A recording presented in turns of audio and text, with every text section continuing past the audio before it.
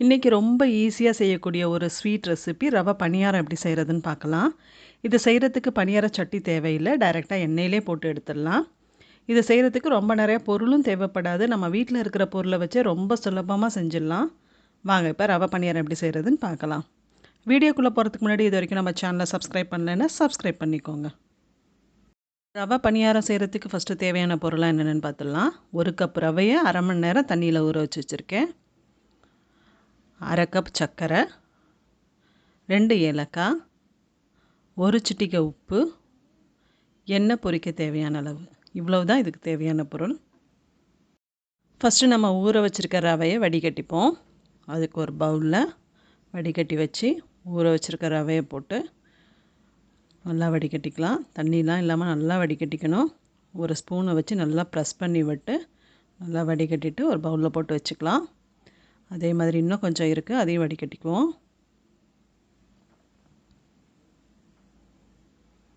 இதையும் நல்லா ஸ்பூனை வச்சு ப்ரெஸ் பண்ணி தண்ணிலாம் இல்லாமல் நல்லா வடிகட்டிட்டு இப்போ இதையும் பவுலில் போட்டுக்கலாம். நல்லா வடிகட்டியாச்சு. இப்போ நம்ம வடிகட்டி வச்சுருக்க ரவையை மிக்ஸி ஜாரில் போட்டு அரைச்சிக்க போகிறோம். அது கூடவே 2 ஏலக்காய், 1 சிட்டிகை உப்பு, இப்போ இது ரெண்டுத்தையும் சேர்த்து தண்ணி விடாமல் அரைச்சிக்கணும். இப்போ நான் அரைச்சிட்டு வந்துடுறேன். பாருங்கள், இப்போ நான் தண்ணி விடாமல் அரைச்சிருக்கேன்.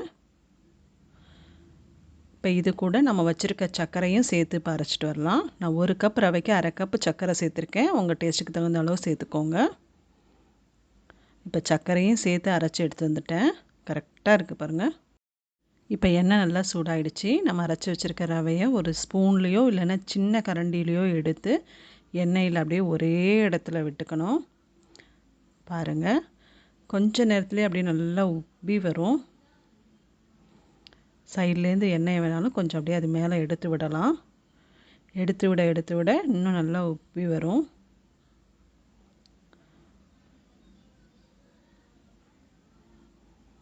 இன்னும் கொஞ்சம் நேரம் வேகட்டும். இதை மீடியம் ஹீட்டில் வச்சு தான் செய்யணும், ரொம்ப ஹையில் வச்சு செய்யக்கூடாது. இப்போ பாருங்கள், பெரட்டி போட்டோன்னா எவ்வளோ உப்பி அழகாக இருக்குது பாருங்கள். இப்போ அந்த சைடும் வெந்திருக்கும் பாருங்கள், சூப்பராக இருக்குது பாருங்கள். ஆனால் இன்னும் கொஞ்சம் நேரம் வேகட்டும், இன்னும் கலர் கரெக்டாக வரட்டும். ஹையில் வச்சு செஞ்சோம்னாக்கா உடனே கலர் வந்துடும், உள்ளே வேகாது. சிம்லேயே வச்சு செய்யணும். இப்போ நல்லா வெந்துடுச்சு பாருங்கள். நல்லா உப்பி பணியாரம் சூப்பராக இருக்குது பாருங்கள். இதை ஒரு பிளேட்டில் எடுத்து வச்சுக்கலாம். இப்போ இன்னொன்று செஞ்சு காமிக்கிறேன். கொஞ்சமாக மாவு எடுத்து அப்படியே சென்டரில் விட்டுக்கலாம்.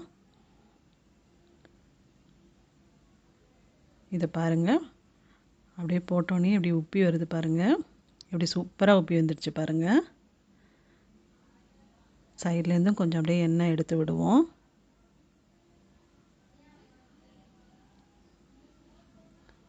இப்போ ஒரு சைடு கொஞ்சம் நல்லா வெந்திருக்கும், நம்ம மெதுவாக பெரட்டி விட்டுக்கலாம்.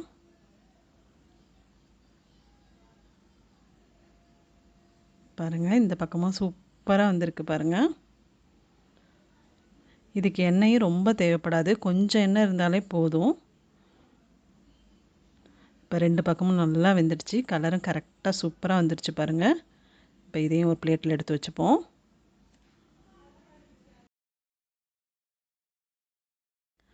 பாருங்கள், பணியாரம் நம்ம வீட்டில் இருக்க பொருளை வச்சே ரொம்ப சிம்பிளாக ஆனால் ரொம்ப சூப்பராக டேஸ்டியான ரவை பணியாரம் அருமையாக ரெடி பண்ணியாச்சு. நீங்களும் உங்கள் வீட்டில் கண்டிப்பாக ட்ரை பண்ணி பாருங்கள். எப்படி வந்ததுன்னு மறக்காமல் கமெண்ட் பண்ணுங்கள். அதுக்கு முன்னாடி லைக் பண்ணுங்கள். இந்த வீடியோவை உங்கள் ஃப்ரெண்ட்ஸ் அண்ட் ரிலேட்டிவ்ஸ்க்கு ஷேர் பண்ணுங்கள். இதே மாதிரி இன்ட்ரெஸ்டிங்கான நிறைய ரெசிபிஸ் பார்க்கறதுக்கு நம்ம சேனலை உடனே சப்ஸ்கிரைப் பண்ணிக்கோங்க. தேங்க்ஸ் ஃபார் வாட்சிங்.